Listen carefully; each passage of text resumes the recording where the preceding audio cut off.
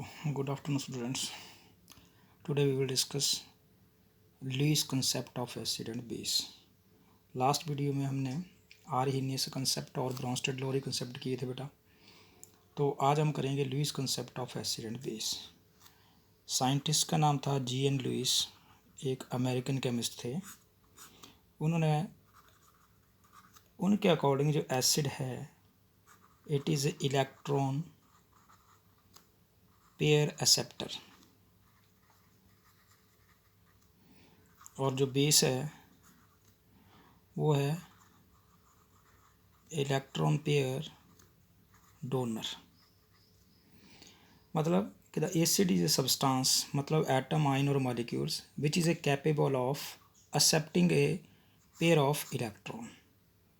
जो किसी भी इलेक्ट्रॉन पेयर को एक्सेप्ट करता है बेटा वो एसिड होता है, और जो किसी भी इलेक्ट्रॉन पेयर को डोनर करता है, डोनेट करता है, वो बेस होता है. जैसे एग्जांपल है आपकी एक बेटा H2O प्लस NH3. ये क्या बनाना है बेटा? OH negative plus NH4 positive. अब इसमें क्या होता है, ये जो वाटर है, तो देखो बेटा वाटर को हम OH नेगेटिव प्लस ये H पॉजिटिव ये लिख सकते हैं. ठीक है, वाटर प्लस आगे आपका अमोनिया है. अमोनिया में ये लोन पेयर होते हैं बेटा H. ये क्या करता है, H यहाँ से नाइट्रोजन से इलेक्ट्रॉन पेयर को ये एक्सेप्ट कर लेता है. ठीक है, तो अमोनिया क्या हुआ, अमोनिया हुआ बेस, और ठीक है, और H2O यहाँ एसिड का काम कर रहा है. तो इसलिए ये फॉर्मेशन क्या बन गई, NH4 पॉजिटिव, जब इसने एक H को जो है वो यहाँ से ले लिया, ये अमोनिया. दूसरी एग्जांपल है बेटा आपकी BF3. ये फ्लोरीन है, ये फ्लोरीन 2467 2467, और बोरोन है आपका 23. ये एक ये बोरोन का. दूसरी साइड से हम अमोनिया की बात करते हैं बेटा HH है. अमोनिया के पास हाइड्रोजन एक है, और अमोनिया के पास कितने बेटा 5 है. तो ये यहाँ से बॉन्ड बना लेते हैं, ये 7 और 1 यहाँ से अटेन करके बेटा.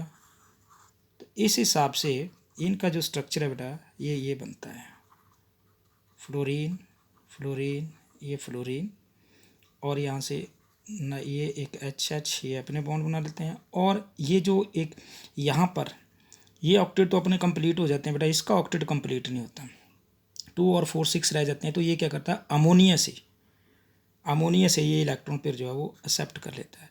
इसका मतलब क्या हुआ, इस BF3 ने इलेक्ट्रॉन पेयर को एक्सेप्ट किया, it means it is a Lewis acid. और दूसरी साइड ने अमोनिया ने क्या किया, इस इलेक्ट्रॉन पेयर को डोनर किया, डोनेट किया. तो इसलिए ये जो अमोनिया है आपका ये लुईस बेस है. सेम ऐसे जैसे हमने ऊपर किया. अब बारी आती है ये टाइप्स ऑफ लुईस एसिड. कितने टाइप्स के होते हैं लुईस एसिड? देखो ये मेनली 2 टाइप्स के हैं आपके. जैसे फर्स्ट है, हम बात करते हैं न्यूट्रल मॉलिक्यूल्स. जितने ये लुईस बेसिस हैं, ये फर्स्ट हम बेसिस का जिक्र करते हैं. ये 2 तरीके के हैं बेटा. First is neutral molecule. Neutral molecule कौन कौन से हैं? जैसे आपके आते हैं NH3 है, RNH2 है, ROH है. ये सारे के सारे जो हैं ये लुईस बेस है.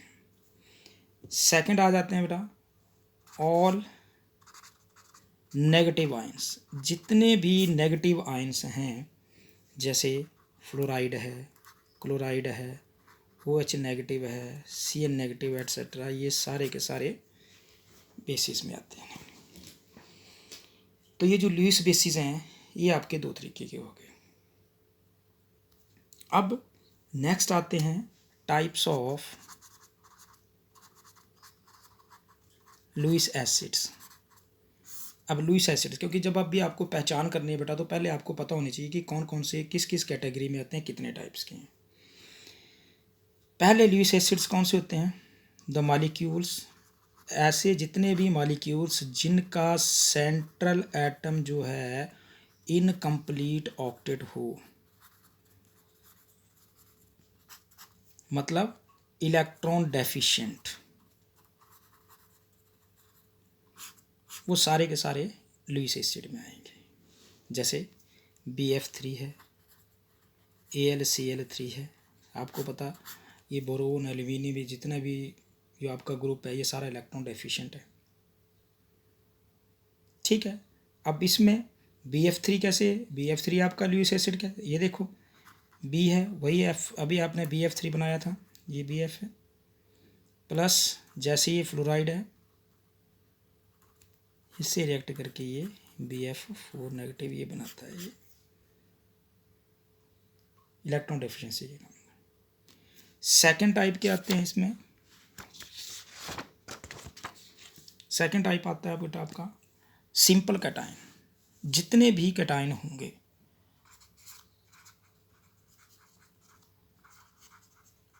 सिंपल कैटायन है वो सारे के सारे लुईस एसिड होंगे। जैसे Ag positive, Cu2 positive, Fe3 positive, ये सारे हैं। The ions can accept a pair of electron, ये सारे के सारे इलेक्ट्रॉन पेयर को एक्सेप्ट कर सकते हैं and that's why they are a Lewis acids. Next आपकी आती है थर्ड टाइप के आते हैं मॉलिक्यूल्स है, ऐसे मॉलिक्यूल्स जिनका सेंट्रल एटम जो हो वो एम्प्टी डी ऑर्बिटल हो, एम्प्टी डी ऑर्बिटल हो। जैसे SnCl4, जैसे SiF4, ये सारे सारे लुईस एसिड होंगे। फोर्थ टाइप के आपके बन गए मॉलिक्यूल कंटेन मल्टीपल बॉन्ड, जिनमें मल्टीपल बॉन्ड भी होंगे बेटा वो भी लुईस एसिड होंगे आपके। जैसे CO2, CO2 आपको पता है ये कैसे हैं, ये CO2 OH नेगेटिव किसे करे तो ये HCO3 नेगेटिव बनाती है, ये लुईस एसिड है। तो ये जितनी भी कैटेगरी हैं सारी की सारी ये आपकी टाइप्स हैं लुईस एसिड की और लुईस बेस की पहचान की। अब इसी में एक क्वेश्चन बनता है आपका, क्वेश्चन ये है आपके पास H2O है, BF3 है, H पॉजिटिव है, NH4 1 पॉजिटिव है, ठीक है, OH नेगेटिव है, F नेगेटिव है, BCl3 है, NH3 है और Ni2 पॉजिटिव है। इनको आपने कैटेगराइज करना है कि कौन कौन से लुईस एसिड होंगे और कौन से लुईस बेस होंगे। ये लुईस एसिड हैं और ये लुईस बेस हैं। तो जितने जो मैंने अभी आपको रूल बताए हैं उनके हिसाब से आप देखो BF3 ये लुईस एसिड में आएगा, H पॉजिटिव है ये आपका लुईस एसिड में आएगा, कैटायन ले लो या एक्सेप्ट कर लो। NH4 पॉजिटिव है, BCl3 है, Ni2 पॉजिटिव है, ये कैटायन है। और लुईस बेसिस कौन कौन से इसमें से H2O, OH नेगेटिव है, F नेगेटिव है और NH3, ये सारे लुईस बेसिस हैं। इनमें से क्या होगा, जो कैटायन है जिनका सेंट्रल मेटल मतलब जो इलेक्ट्रॉन डेफिशिएंट हैं, मल्टीपल बॉन्ड हैं, वो सारे के सारे लुईस एसिड में आएंगे।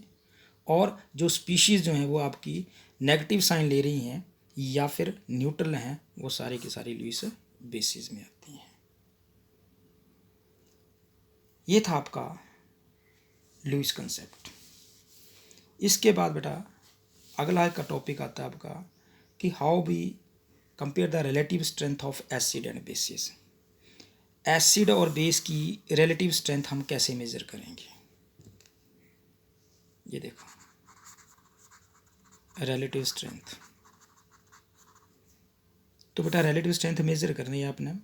पहला दो केसेस में आती है, first one is for monoprotic, monoprotic acid हों या मोनो बेसिक हों। तो पहले ये मोनोप्रोटिक एसिड्स क्या होते हैं बेटा, ये होते हैं they have only one ionisable proton, इनमें सिर्फ एक ही आयनाइजेबल प्रोटॉन हो। जैसे आपका एसिटिक एसिड बन जाता है CuH3CH, HCOH। ये सारे के सारे मोनोप्रोटिक हैं क्योंकि इनमें एक वन आयोनाइजेबल प्रोटॉन होते हैं। तो जब आपके पास दो एसिड दिए हों तो उनकी स्ट्रेंथ मेज़र करने, जैसे हमने किया था, कोई HA है, वीक एसिड है, इसको हम वाटर में करते हैं डिसोशिएट है, तो ये H positive plus A negative देते हैं, ये एक्वस। इसकी कंसंट्रेशन C है, इसकी 0 है, ये हमने निकाल के दिखाया था मैंने आपको पिछले वीडियो में। तो ये बन जाएगा C/1 - और इसकी जब हम वैल्यूज़ निकालेंगे तो बेटा इसका जो डिसोसिएशन कांस्टेंट है वो क्या आता है, वो C∝² है। ये लास्ट वीडियो आपने चेक कर लेना। हमारे पास फर्स्ट एसिड है बेटा, तो मान लो उसकी अल्फ़ा की वैल्यू α1 आ गया, तो α1 क्या आएगा, Ka1 पहले का dissociation constant divide by C। Similarly दूसरी हम अगर दूसरा हमारे पास ऐसा है जिसको हम कंपेयर करना है, हमने स्ट्रेंथ कंपेयर करनी है, तो मान लो उसको अभी हम जब अल्फ़ा निकालेंगे वो α2 होगी वैल्यू, और उसका डिसोसिएशन कांस्टेंट भी Ka2 और वो C होगा। अब यहाँ पर क्या है, C कैंसिल हो जाएगी क्योंकि इक्विमोलर कंसंट्रेशन जो है वो हमेशा कांस्टेंट होती है। हम इक्विमोलर की हम बात कर रहे हैं। तो इनकी स्ट्रेंथ हम कैसे मेजर करेंगे, α1 over α2 is equal to √of Ka1 over Ka2।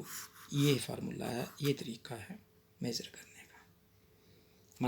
मतलब क्या हुआ, मतलब ये हुआ कि स्ट्रेंथ ऑफ एसिड, मान लो Ha1 था, divide by strength of acid 2 Ha2। तो ये किसके साथ कंपेयर किया, is equal to √Ka1 over Ka2। अगर हमें इनका डिसोसिएशन कांस्टेंट पता है तो बेटा हम इनकी स्ट्रेंथ जो है वो हम बड़े सही तरीके से मेज़र कर सकते हैं।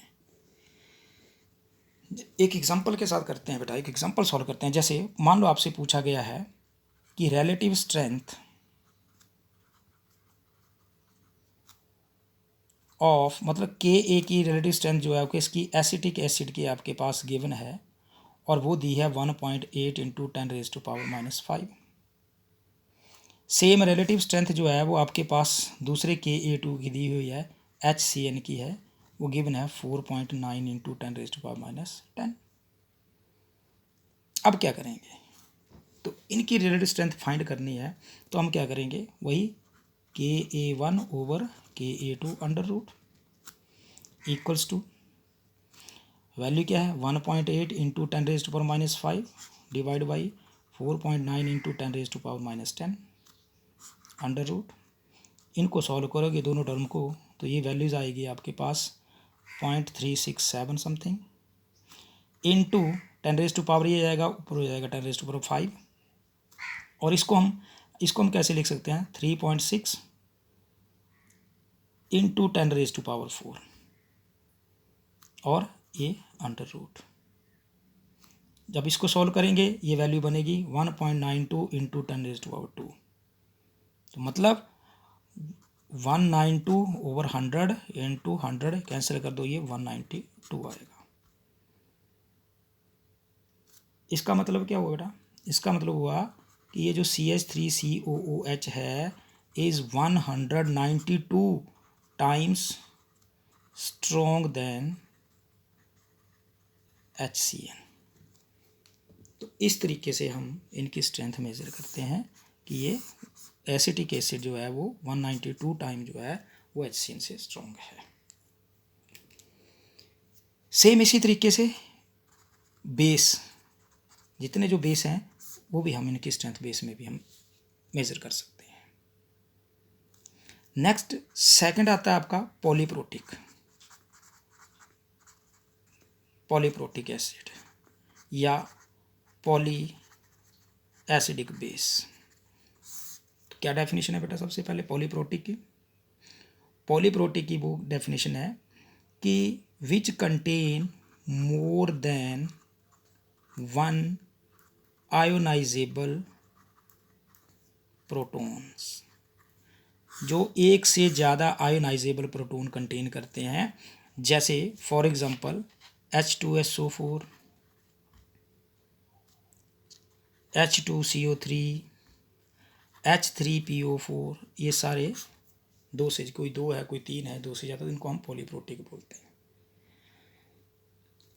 इनकी हमने स्ट्रेंथ जैसे मेजर करनी है। एग्जाम्पल है हमारे पास बेटा, जैसे हम डाइबेसिक की हम बात करते हैं, डाइबेसिक एसिड्स है, जैसे H2X हमारे पास है कोई, हम क्या करेंगे, H2X एक्वस है, इसमें टूटेगा बेटा H positive plus HX negative में, ये भी एक्वस है, ये भी एक्वस है, ठीक है। अब ये डाइबेसिक जो है इसको हम दो स्टेप में करेंगे। फर्स्ट ये आ गया, फिर फर्दर इस HX नेगेटिव को ये दोबारा से डिसोशिएट होगा किसमें, H प्लस में और X2 नेगेटिव, ठीक है। अब क्या करेंगे, इसका जो Ka है इसका पहले हम Ka1 निकाल लेंगे बेटा, इसका क्या होगा H पॉजिटिव और HX negative, H2X concentration product की, Ka2 की, इसकी जो Ka2 की वैल्यू है ये कैसे आएगी, क्या आएगी, H पॉजिटिव X2 नेगेटिव और HX नेगेटिव। अब हम इन दोनों को जब हम ऐड करेंगे हमारे पास क्या आएगा, H2X, ये और ये कैंसिल आउट हो गए, H और H ये बन गए 2H पॉजिटिव और प्लस X2 नेगेटिव। इसका जब हम डिसोसिएशन कांस्टेंट निकालेंगे इन दोनों स्टेप्स का करके ये, तो ये Ka आएगा आपके, हमारे पास आएगा H पॉजिटिव, स्टोक्योमेट्रिक कांस्टेंट है बेटा ये ऊपर जाएगा, X2 negative divide by H2X product. तो हम क्या देख रहे हैं, हम देख रहे हैं कि इनकी रिलेटिव स्ट्रेंथ कैसे कैलकुलेट की है। Ka की जो वैल्यू है, ये जो Ka आ रहा है बेटा,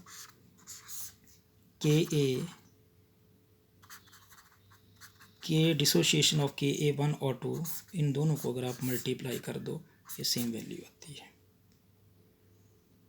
जब आप इन दोनों को मल्टीप्लाई करोगे तो मतलब जो डाई बेसिक है, डाई बेसिक के लिए जब हम स्ट्रेंथ कैलकुलेट करेंगे तो इसकी वैल्यू जो है Ka into is equal to Ka1 into Ka2, ये इसके बराबर आएगी। आप इन दोनों को मल्टीप्लाई करके देख लो, सेम वैल्यू सेम रिजल्ट जो है वो यही आएगा, क्योंकि ये H पॉजिटिव है, ये आपका H पॉजिटिव है, ये H और H ये हो गया H स्केयर हो गए, ये आपका HX है, ये चला गया कैंसिल आउट हो गया, और ये बचा आपके पास X2 नेगेटिव और ये वैल्यू बनेगी।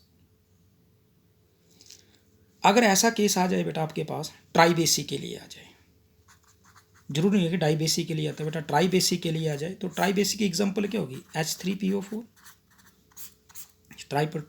ट्राई बेसिक है। इसका जो आप कंपेयर करेंगे तो उसका क्या आएगा, Ka is equal to Ka1 into Ka2 into Ka3। इस तरीके से हम इनकी स्ट्रेंथ जो है वो मेजर करते हैं। तो ये था आज का टॉपिक कि लुईस एसिड क्या है, लुईस कंसेप्ट क्या है बेटा, कितने टाइप्स के लुईस बेस होते हैं और कितने टाइप्स के लुईस एसिड्स होते हैं, कौन कौन से टाइप हैं, फिर उसके एग्जांपल करके कैसे, अगर एग्ज़ाम में क्वेश्चन आता है कि कौन कौन से लुईस एसिड है, कौन कौन से लुईस बेस है, तो वो ऊपर जो मैंने आपको चार टाइप के मैंने आपको एसिड बताए और 2 टाइप के मैंने आपको बेसिस बताए, उनको आप माइंड में रखते हुए इनके आंसर क्वेश्चन जो है आप सॉल्व कर सकते हैं। फिर आता है आपकी रिलेटिव स्ट्रेंथ जो है वो मोनोप्रोटिक आ जाए या पॉलीप्रोटिक आते हैं, तो पहले तो आपको पता होना चाहिए मोनोप्रोटिक कौन से होते हैं और पॉलीप्रोटिक कौन से होते हैं, तो उनकी स्ट्रेंथ जो है वो हम किस तरीके से कंपेयर करते हैं। ये था आज का टॉपिक। Good bye.